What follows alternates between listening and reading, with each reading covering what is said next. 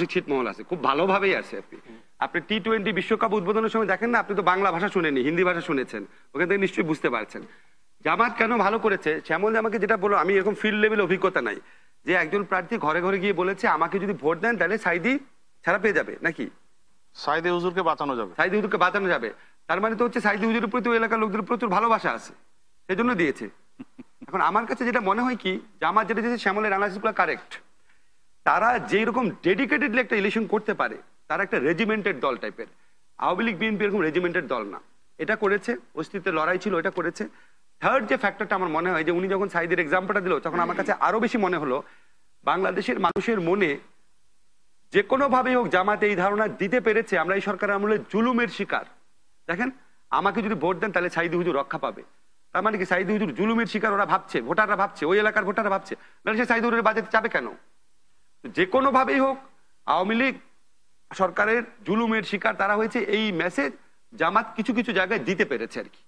এটা আমাদের ডিসকাউন্ট করা উচিত না। এটা যদি আমরা ডিসকাউন্ট করি তাহলে আমরা প্রকৃত চিত্রটা বুঝতে পারবো না।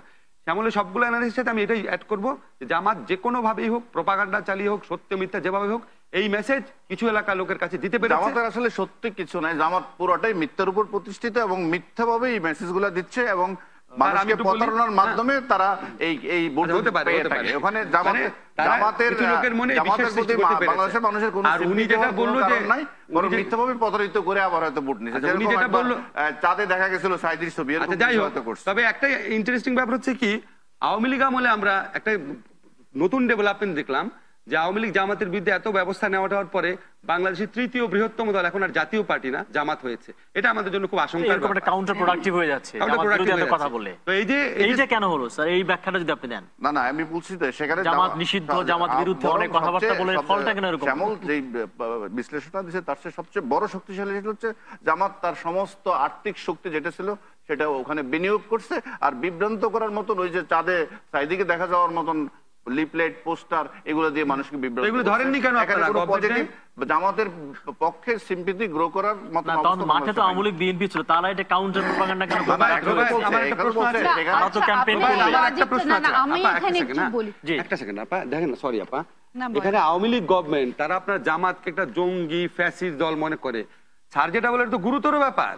জামাত আপনার ইচ্ছা মতো টাকা ছড়িয়েছে, মিথ্যা লিফলেট বিলি করেছে, সবগুলো নির্বাচনী আচরণবিধির লঙ্ঘন।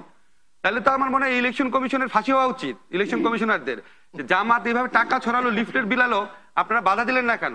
তাহলে তারাও জামাতের লোক বোধ হয়।